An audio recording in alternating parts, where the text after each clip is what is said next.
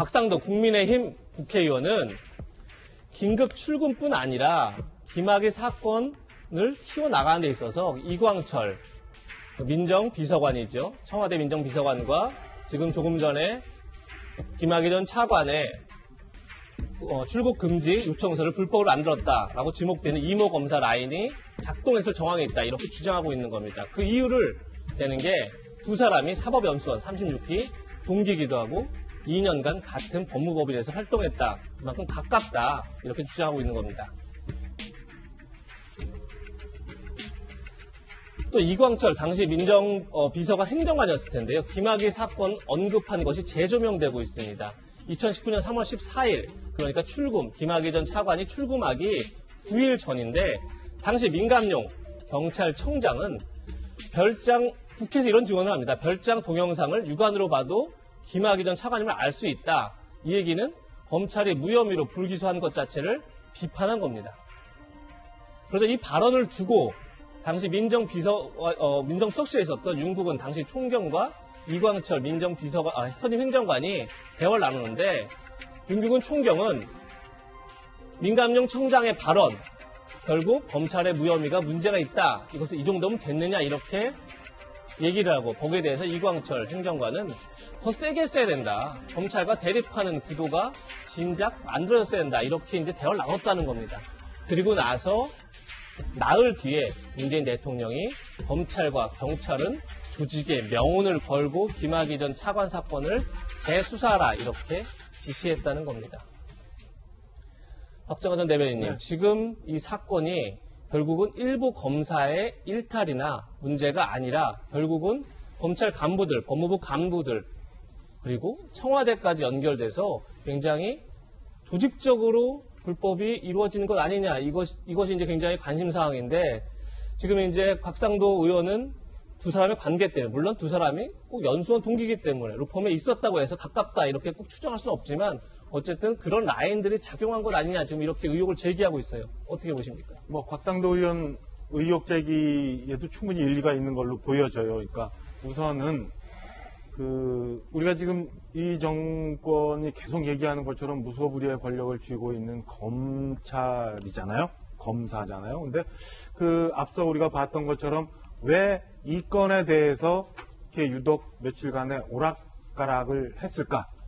본인 스스로도 이게 법적으로 절차적으로 문제가 있다고 생각을 했는데 어디선가의 압력을 통해서 이렇게 할까 저렇게 할까 여기도 의견 구하고 저기도 의견 구하다가 그날 밤에 갑자기 우리가 다 아는 것처럼 두 번의 잘못된 불법의 서류를 만들었던 거 아닌가라는 의심을 곽상도 의원은 하고 있는 겁니다. 근데 제가 볼 때도 분명히 법을 알고 있는 검사가 이렇게 왔다 갔다 오락가락 그다음에 할까 말까라는 스스로의 갈등을 하는 상황이면은 저는 어디선가 혼자 판단이 아니라 어디선가 무언의 혹은 압력 내지는 다른 의견을 구해서 저렇게 됐지 않았나 싶은 생각이 우선은 들어요. 거기다가 우리가 그래프로 봤습니다마는 당시 경찰도 석연치 않게 청와대 선임행정관인 이광철 현 민정비서관을 통해서 김학의 전 차관의 별장 동영상 건에 대해서 언급을 합니다. 이후 며칠 있다 대통령이 정말 오래된 옛날 얘기지만 꼭 사실을 확인해야 된다고 그러면서 검찰, 경찰의 명운을 걸고 이 건을 확인하라고 얘기를 합니다. 그렇다면은 당연히 야당에서 곽상도 의원이 주장하는 것처럼 그 사이에 무슨 문제는 없었는지에 대해서 저는 확인이 필요하다고 보여지고요. 두 번째는 좀 더 크게 나가면 국정농단 단죄하라고 하면서 탄생한 이 정부가 그리고 지난 4년 동안 촛불 민심, 촛불 국민을 외쳐왔던 이 정부가 과연 불가피라는 얘기로 불가피라는 명분으로 얼마나 많은 불법들이 정권 쪽에 이루어졌는지 저는 모든 것이 확연히 드러나야 된다고 생각합니다. 그래야 지금 뭔가 잘못되어 있는지 그리고 야권 일부에서 국민 일부에서 제기하고 있는 이 의혹들이 정말인지 아닌지 이거는 꼭 지금 김학의 전 차관 사건뿐만 아니라 월성 원전에 관해서도 여러 가지 일들이 나오고 있고요. 울산시장 선거와 관련해서 여러 가지 얘기가 나오는데 저는 정부가 떳떳하다면 이 건은 먼저 나서서 그리고 대통령 3년 전에 말씀하셨던 것처럼 검찰과 경찰의 명운을 걸고 이 건에 대해서는 확인을 해서 국민들 앞에 명명백백하게 말씀하셔야 된다고, 말씀을 하셔야 된다고, 지시하셔야 된다고 저는 주장하고 싶습니다. 네. 박수현 전 대변인, 지금 결국 검찰 수사가 어디까지 갈지는 봐야겠지만 지금 국민의힘에서는 이 사건은 몇몇 검찰 일탈이 아니다. 결국은 법무부 간부들, 검찰 간부들뿐이 아니라 청와대까지도 관여했을 수 있다. 지금 이렇게 주장하고 있어요. 어떻게 생각하십니까? 그러니까 지금 주장하고 싶은 것은 문재인 대통령이 검찰과 경찰의 명운을 걸고 재수사하라라고 한 그 말씀이 결국 최종 목적 도달하고 싶은 목표지 아니겠습니까? 예. 네. 결국 그렇게 보면 얼마든지 한번 사건 재배당했고 하니까 수사하십시오. 해서 불법과 편법과 잘못이 드러나면 그 법에 따라 처벌하면 될 일이고요. 예. 저는 김학의 전 차관이 참 괴로울 것 같아요. 예. 설사 자기가 그런 불법에 의해서 출국 금지를 당한 불이익을 당했다 하더라도 자기 이름 좀 그만 나왔으면 좋지 않겠나라고 하는 생각을 할 것 같아요. 예. 우리 시청자 여러분께서 또 이 사건을 잊으셨을까 봐 제가 다시 한번 말씀을 드리면 이 사건의 본질은 첫째, 지금 말씀하시는 불법이 있었다는 것 좋습니다. 그럼 수사대로 하면 될 일이고요.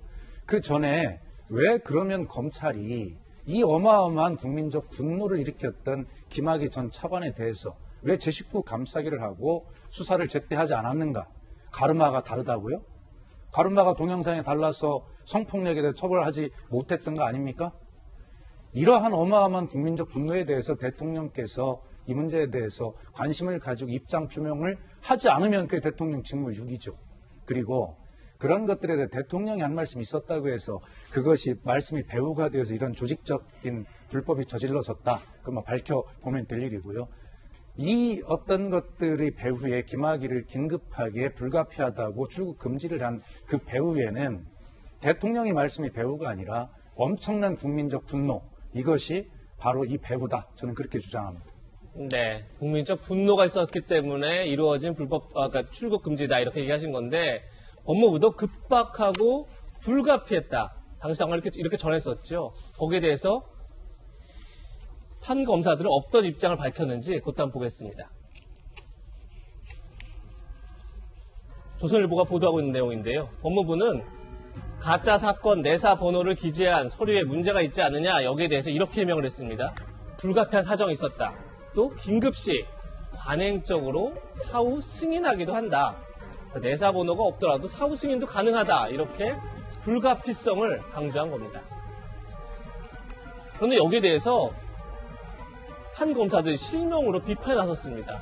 정유미 부천지청 인권감독관은 새빨간 거짓말이다. 관행 운운하는 물귀신 놀이를 하고 있다. 그런 짓 했다가는 그렇게 했다 적발되면 검사 생명은 끝난다. 이렇게 얘기를 했고요. 김태교 부산지법 부장판사는 불법 출금은 미친 짓이다. 대한민국 사법 시스템에 대한 공격이다. 이렇게까지 강조하고 있습니다. 김태규 부장판사는 이런 얘기도 했습니다.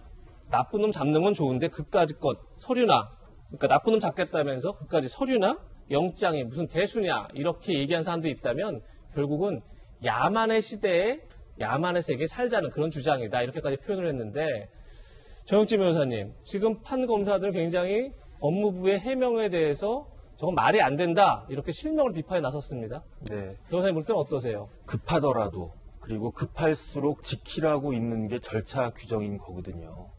그다음에 사실은 저는 출입국관리법에 관심이 좀 많이 있었어요. 왜냐하면 옛날과 달리 우리나라 위상이 굉장히 높아져가지고 우리나라에 들어오려고 하는 그런 사람들이 많거든요. 그래서 이 부분이 앞으로 문제가 많이 되겠다 해가지고 그냥 조그맣게 책도 한 권 쓰고 그랬었는데 출국금지 관련해가지고는 두 종류가 있거든요. 첫 번째는 일반적인 보통의 출국금지가 있고요.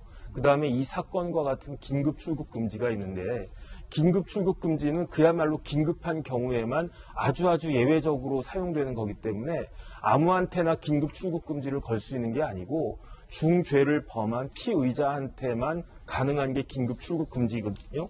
그래서 제가 그 출입국관리법 거기에 나와 있는 서식을 아예 뽑아왔어요. 어떻게 되어 있냐면 예. 긴급 출국 금지 요청서가 있단 말이에요. 그럼 여기에 어떻게 되어 있냐면 피의자라고 되어 있다고요. 예. 피의자한테만 긴급 출국 금지를 할 수 있는 지금 거예요. 빨간 동그라미 친 게 피의자라고 쓰신 건가요? 피의자입니다. 그러면은 피의자는 어떤 사람이냐? 입건이 돼서 사건이 입건이 돼서 사건 번호가 찍혀 있어야 된다는 이야기예요. 그래가지고 예. 여기 사건 번호란이 있단 말이죠.